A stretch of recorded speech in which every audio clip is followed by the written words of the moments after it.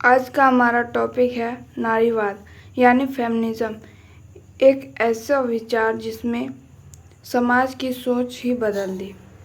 तो चलिए जानते हैं कि आखिर नारीवाद क्या है, क्यों ज़रूरी है और इसका इतिहास क्या है। दोस्तों, नारीवाद एक विचारधारा है जो महिलाओं को पुरुष के समान अधिकार और अवसर दिलाने की बात करती है। सीधी भाषा में कहे तो नारीवाद का मतलब है बराबरी, न कि श्रेष्ठता। नारीवाद का इसका मतलब है कि लिंग के आधार पर कोई भेदभाव न हो, चाहे वो घर में हो, शिक्षा में, राजनीति में या रोज़मर्रा जिंदगी में। कई लोग सोचते हैं कि नारीवाद मतलब महिलाएं पुरुष से ऊपर बनना चाहती हैं। अरे भाई नहीं, नारीवाद कहता है ऊपर नीचे नहीं, साथ साथ चलो। आइए निबंध की मदद से समझते हैं। भूमिका। नारीवाद आधुनिक युग की सबसे सशक्त विचारधाराओं में से एक है। यह केवल स्त्रियों की स्वतंत्रता और अधिकारों का प्रश्न नहीं है, बल्कि मानव सभ्यता की प्रगति और न्यायपूर्ण समाज की रचना से जुड़ा हुआ विषय है। नारीवाद का मूल उद्देश्य स्त्री और पुरुष के बीच समानता स्थापित करना है। इतिहास साक्षी है कि पितृसत्तात्मक व्यवस्था ने सदियों से स्त्रियों की शिक्षा, स्वतंत्रता, संपत्ति और सम्मान से वंचित रखा। नारीवाद उसी असमानता के खिलाफ संघर्ष है। यह आंदोलन स्त्रियों को अधिकार दिलाने के साथ साथ समाज की सोच और संरचना को बदलने की प्रक्रिया भी है। नारीवाद की परिभाषा। नारीवाद एक सामाजिक राजनीतिक आंदोलन और विचारधारा है जो स्त्रियों की असमान स्थिति को दूर करने, उन्हें पुरुषों के बराबर अधिकार और अवसर दिलाने तथा पितृसत्तात्मक व्यवस्था को चुनौती देने का कार्य करता है। अंतर्राष्ट्रीय स्तर पर नारीवाद की एक मान्य परिभाषा इस प्रकार दी जाती है। Feminism is the belief in social, political and economic equality of the sexes. Hindi में कहा जाए तो नारीवाद स्त्री और पुरुष के बीच सामाजिक, राजनीतिक और आर्थिक समानता की आस्था है। नारीवाद की उत्पत्ति और ऐतिहासिक पृष्ठभूमि। पश्चिमी परिप्रेक्ष्य। नारीवाद की नींव 18वीं शताब्दी में यूरोप में पड़ी। मैरी वॉलस्टोनक्राफ्ट की पुस्तक vindication of the rights of women ने महिलाओं की शिक्षा और अधिकारों की मांग की। 19वीं शताब्दी में महिलाओं ने मताधिकार, संपत्ति और कानूनी अधिकारों के लिए संघर्ष किया। 20वीं शताब्दी में अमेरिका और यूरोप में महिला आंदोलनों ने गति पकड़ी और इसे फेमिनिज्म का नाम मिला। भारतीय परिप्रेक्ष्य। भारत में नारीवाद का प्रारंभ सामाजिक सुधार आंदोलनों से हुआ। राजा राम मोहन राय ने सती प्रथा का विरोध किया। ईश्वरचंद्र विद्यासागर ने विधवा पुनर्विवाह का समर्थन किया। ज्योतिबा फूले और सावित्रीबाई फूले ने महिलाओं की शिक्षा की पहल की। स्वतंत्रता आंदोलन के दौरान सरोजिनी नायडू, कस्तूरबा गांधी, एनी बेसेंट, अरुणा आसफ अली जैसे महिलाएं सामने आई। स्वतंत्रता के बाद संविधान ने महिलाओं को समान अधिकार दिए, लेकिन वास्तविक समानता के लिए संघर्ष अभी भी जारी है।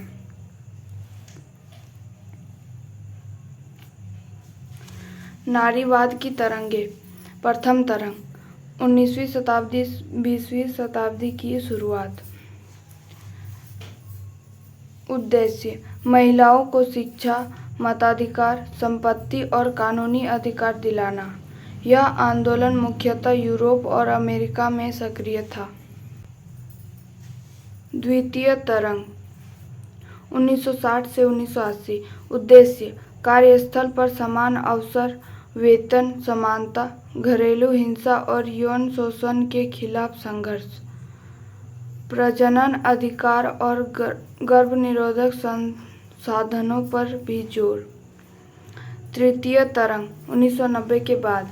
उद्देश्य विभिन्न वर्गों, जातियों और नस्लों की महिलाओं की समस्याओं को शामिल करना, एक ही तरह की नारी के बजाय विविधताओं को स्वीकारना।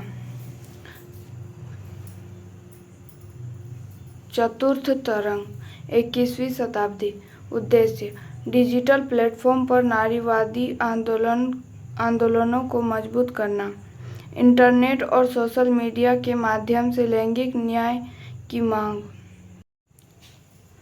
नारीवाद के प्रमुख प्रकार। उदारवादी नारीवाद, स्त्रियों को शिक्षा, रोजगार और राजनीतिक अधिकारों में समान अवसर दिलाने पर बल। यह धीरे धीरे सुधार की ओर झुकता है, क्रांति की ओर नहीं। सामाजिक मार्क्सवादी नारीवाद, महिलाओं की दासता का कारण पूंजीवादी व्यवस्था को मानता है। जब तक आर्थिक संरचना नहीं बदलेगी तब तक महिलाओं की मुक्ति संभव नहीं। कट्टरपंथी नारीवाद, पितृसत्तात्मक व्यवस्था को महिलाओं की दासता का मूल कारण मानना है। इसे समाप्त करने के लिए सामाजिक सांस्कृतिक संरचनाओं में व्यापक बदलाव आवश्यक। सांस्कृतिक नारीवाद, यह मान्यता देता है कि स्त्रियां पुरुष से भिन्न हैं। यह मान्यता देता है कि स्त्रियां पुरुषों से भिन्न हैं और उनके मूल्य जैसे सहानुभूति, मातृत्व, करुणा समाज के लिए उपयोगी है। उत्तर आधुनिक नारीवाद, यह मानता है कि स्त्रियों की समस्याएं केवल लिंग आधारित नहीं बल्कि जाति, वर्ग, धर्म, नस्ल और संस्कृति से भी जुड़ी है। मतलब सीधी बात, बराबरी चाहिए, वो भी हर जगह। भारत में नारीवाद। स्वतंत्रता के पूर्व समाज सुधार आंदोलन, सती प्रथा उन्मूलन, विधवा पुनर्विवाह, बाल विवाह निषेध, शिक्षा का प्रसार, सावित्रीबाई फुले, पंडिता रमाबाई। स्वतंत्रता संग्राम, सरोजिनी नायडू, कस्तूरबा गांधी। नारीवाद की उपलब्धियां। शिक्षा के क्षेत्र में महिलाओं की भागीदारी बढ़ी, राजनीति में महिला प्रतिनिधित्व मजबूत हुआ, कार्यस्थल पर समान अवसर और वेतन की मांग ने कानूनी रूप लिया, महिलाओं की सामाजिक स्थिति में सुधार आया, दहेज, बाल विवाह, घरेलू हिंसा जैसे मुद्दों पर कानून बने। नारीवाद की चुनौतियां।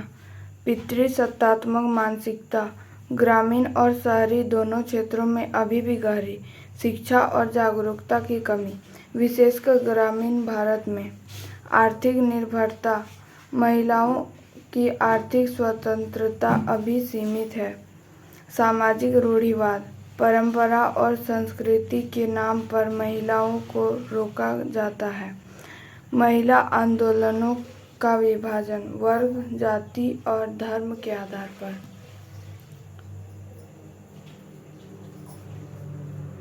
नारीवाद की प्रासंगिकता। लोकतंत्र और मानवाधिकारों की सफलता तभी संभव है जब महिलाओं को समान अधिकार मिले। लैंगिक समानता के बिना विकास अधूरा है। कार्यस्थल, शिक्षा और राजनीति में समान भागीदारी के लिए नारीवाद आवश्यक है। घरेलू हिंसा, यौन शोषण, दहेज और स्त्री भ्रूण हत्या जैसे अपराधों के खिलाफ संघर्ष में नारीवाद की प्रासंगिकता आज भी बरकरार है। उपसंहार। नारीवाद केवल स्त्रियों का आंदोलन नहीं बल्कि संपूर्ण मानव समाज का आंदोलन है। यह पुरुष और स्त्री के बीच संघर्ष की विचारधारा नहीं, बल्कि समानता और न्याय की खोज है। एक ऐसा समाज जहां पुरुष और स्त्री दोनों को समान अधिकार और अवसर मिले, वहीं वास्तविक लोकतंत्र और न्यायपूर्ण समाज की स्थापना हो सकती है। आज आवश्यकता इस बात की है कि नारीवाद को केवल स्त्रियों के अधिकार की संकीर्ण दृष्टि से न देखा जाए, बल्कि इसे सामाजिक परिवर्तन और मानवीय समानता के व्यापक दृष्टिकोण से समझा जाए। जब स्त्री स्वतंत्र और सशक्त होगी, तभी समाज, राष्ट्र और विश्व वास्तव में प्रगति कर सकेगा। तो दोस्तों, नारीवाद का मतलब है बराबरी सम्मान के साथ। नारी और नर दोनों के बिना समाज अधूरा है।